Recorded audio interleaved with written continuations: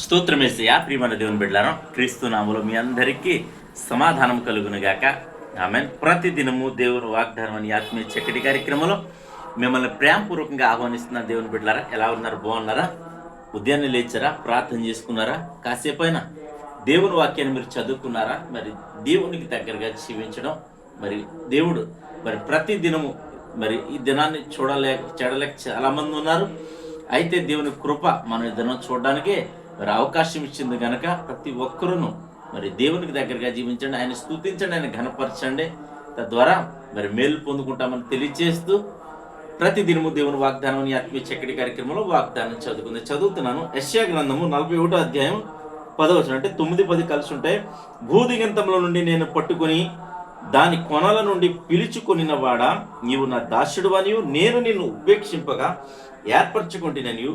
నేను నీతో చెప్పి ఉన్నాను, నీకు తోడై ఉన్నాను. భయపడకము, నేను నీ దేవుడినై ఉన్నాను. దిగులు పడకము, నేను నిన్ను బలపడుతూ నీకు సహాయము చేయువాడును నేనే. నీతి అను నా దక్షిణ హస్తముతో నిన్ను ఆదుకుందును. దేవునికి స్తోత్రం. హల్లెలూయా. ఇక్కడ అద్భుతమైన వాగ్దానంతో ప్రభు మనతో మాట్లాడుతూ ఇస్తున్న వాగ్దానం ఏంటంటే, చక్కగా వాగ్దానం అంతా సరిపోక కొంచెమే రాయడం జరిగింది. అయితే భూదిగంతముల కొనల నుండి మనల్ని పట్టుకుని ఏర్పరచుకున్నాడట, మనల్ని పిలుచుకున్నాడట, ఆయన దాసుడనే ఏర్పరచుకున్నాడట. దేవునికి స్తోత్రం. హల్లెలూయా. ఇంకేమంటాడంటే, ఆయన మనతో చెప్పి ఉన్నాడు ఏమంటే, నువ్వు భయపడొద్దు, దిగులు పడొద్దు. ఇంకేమంటాడంటే, నీకు సహాయము చేయవాడును నేనే, ఎందుకంటే నిన్ను బలపరచువాడును నేను. దేవునికి స్తోత్రం.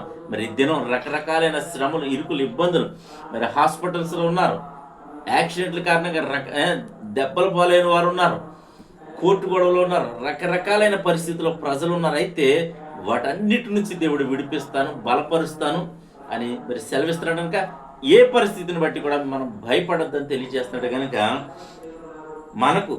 మనం నీతిమంతులుగా జీవించాలనేది దేవుడు కోరుకున్నాడు. అయితే నీతి అనే ఆయన దక్షిణ హస్తముతో మన సహాయం పొందాలంటే మనము నీతిమంతులుగా ఉండాలి, ఆయన చెప్పింది చేసేవారిగా ఉండాలి. అలాగే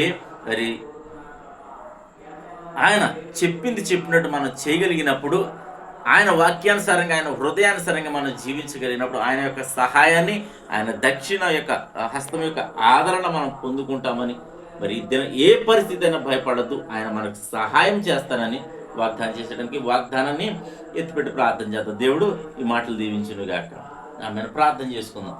స్తోత్రము తండ్రి, వందనాలు యేసయ్యా. ప్రతి దినము దేవుని వాగ్దానం ఆత్మీయ చక్కటి కార్యక్రమంలో తండ్రి మీరు ఇస్తున్న వాగ్దానం బట్టి స్తోత్రాలు. ఎంతమంది ప్రజలు యూట్యూబ్ ద్వారా, షేర్ చాట్ ద్వారా, ఫేస్బుక్ ద్వారా, ఈ రోడ్డు మార్గం వెళ్తూ చదువుతున్న వారందరి జీవితాల్లో ఈ వాగ్దానాన్ని మీరు నెరవేర్చమని ప్రార్థిస్తున్నాం. నీ కృప ఉంచమని ప్రార్థిస్తున్నాను, దయను ఉంచమని ప్రార్థిస్తున్నాను. ప్రతి ఒక్కరిని మీరు బలపరచండి నాయన. భయం నుంచి విడిపించండి, శాపం నుంచి విడిపించండి, పాపం నుంచి విడిపించండి, వ్యాధులు బాధల నుంచి విడిపించండి, హాస్పిటల్స్ నుంచి విడిపించండి తండ్రి. పాతాళమును తప్పించండి, నరకమును తప్పించి నాయన మోక్షాన్ని, స్వర్గాన్ని మీరు దయచేయమని, నిత్య జీవాన్ని మీరు అనుగ్రహించమని, నీ రాజ్యంలో ప్రతి ఒక్కరికి స్థానాన్ని కల్పించమని ప్రార్థిస్తున్నాను. నేను ప్రతి ఒక్కరూ నేను తెలుసుకునే భాగ్యాన్ని దయచేయమని, మా భారతదేశానికి రక్షణ నేను, అలాగే నేను ఈ దినం ఎవరెవరైతే రోగులు ఉన్నారో స్వస్థత, ఉద్యోగాలు, రకరకాలైన పరిస్థితులు ఎదుర్కొన్న ప్రతి పోరాటాన్ని విడిపించమని ప్రార్థిస్తున్న ఈ దినం మా భారతదేశానికి రక్షణ, అలాగే తండ్రి అధికారులు, మంత్రులు, ప్రధానులు అందరినీ కూడా జ్ఞాపకం చేసుకుని ప్రార్థిస్తాం. ఈ దినం ఎవరైతే మ్యారేజ్ బట్టి చెప్పిన బిడ్డలందరికీ క్షేమాన్ని, సమాధానాన్ని సంవత్సరం అంతా దయచేయమని క్రీస్తు నామములో అడుగుచున్నాం పరమ తండ్రి. ఆమేన్. నేను నమ్ముతున్నాను ప్రియమందిని బిడ్డలారా, ప్రభు మనతో మాట్లాడి మనం బలపరిచారు కదా, మీరు బలపడ్డారని నమ్ముతున్నాను. అలాగే ఈ దినం ఎవరైతే మ్యారేజ్ బట్టి చెప్పిన మీ అందరికీ క్రీస్తు నామములో నా శుభాలు తెలియజేసిన దేవుడు నిన్ను కుటుంబాన్ని దీవించునుగాక. ఆమేన్.